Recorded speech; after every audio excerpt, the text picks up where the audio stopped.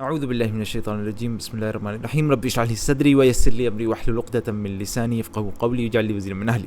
قرآن کی یہ amazing consistency, زبان کی مستقل مزاجی دیکھیں ذرا۔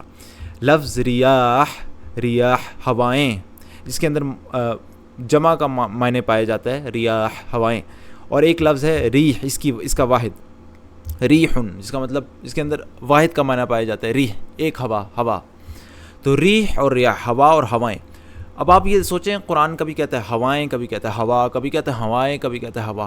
کیا وجہ ہے کہ کہیں ہوائیں کہیں ہوا؟ اب قرآن کی مستقل مزاجی دیکھیں، اور میں آپ کو دکھانے لگا جہاں قرآن اچھی ہوا کی بات کرے گا یا کہ اپنی نشانی اللہ دکھائے گا، کہ کہے گا نشانیوں پہ غور کرو، یہ بھی کوئی بری ہوا تو نہیں، اچھی بات ہے نا کہ انسان نشانیوں پہ غور کرے، یا اچھی ہوائیں جو بارشیں وغیرہ لے کے آتی، ہمیشہ اس کو جمع میں استعمال کرے گا، ہوائیں۔ اور جب کوئی بری ہوا، تباہ کرنے والی، سزا دینے والی یا کنٹرول کرنے والی، کہ اس طرف چلو اس طرف چلو، ہمیشہ سنگولر میں سبحان اللہ بتائے گا۔ مثالیں آپ کے طور پہ آپ کے سامنے رکھ دیتا ہوں۔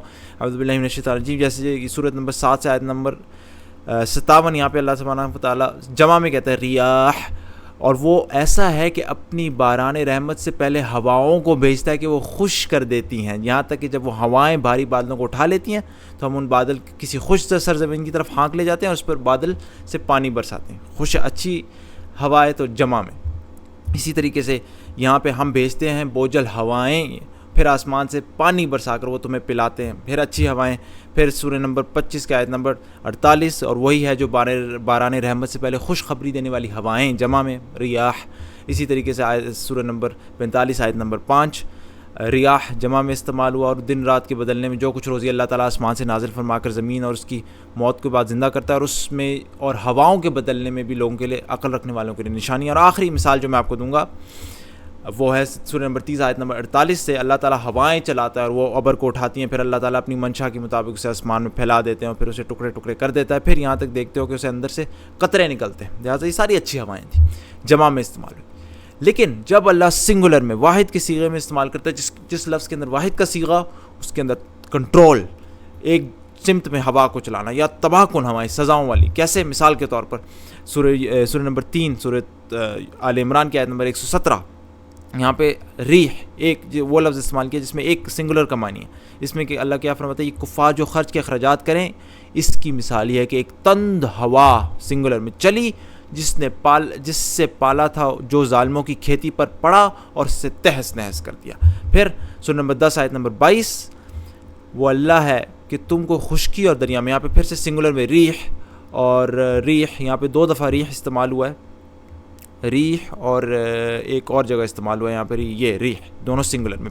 پہلا جو سنگولر ہے وہ اللہ ہے جو تم کو خشکی اور دریا میں چلاتا ہے، یہاں تک کہ جو تم کشتی میں ہوتے ہو اور وہ کشتیاں لوگوں کو موافق ہوا کے ذریعے لے چلتی ہیں، یعنی کہ اب کنٹرول کرنا ہے کشتی میں، ادھر ادھر بہت ساری ہوائیں تو نہیں چاہیے، ایک ہوا کنٹرول کرتی ہوئی کشتی کو چلاتی ہے اور وہ لوگ اس سے خوش ہوتے ہیں۔ پھر ایک جھونکا سخت ہوا کا آتا ہے اور ہر طرف سے ان پر موجیں اٹھتی ہیں، پھر یہ وہ یعنی کہ ایک موج لانے والی ہوا، پھر سنگولر میں۔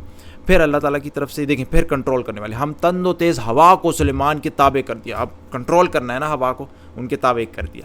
یہ سورہ نمبر 21 آیت نمبر 81۔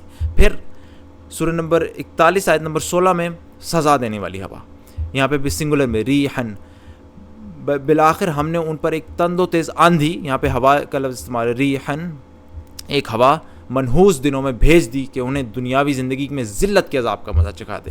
اسی طریقے سے سورہ نمبر 46 آیت نمبر 24 میں اللہ تعالیٰ نے فرمایا سزا کی ہوا کہ نہیں، یہ دراصل یہ ابر وہ عذاب ہے جس کی تم جلدی کر رہے تھے، ہوا ہے جس میں دردناک عذاب ہے، ہوا ریحن، سنگولر کا لفظ جس کے اندر سنگولر کے معنی۔ اور آخرکار وَأَمَّا عَادٌ فَأُهْلِكُوا بِرِيحٍ صَرْصَرٍ عَاتِيَةٍ، اور عاد بے حد تیز و تند ہوا سے غارت کر دی گئی۔ تو سبحان اللہ، آپ نے دیکھا قرآن کی مستقل مزاجی مختلف صورتوں میں، ہوائیں۔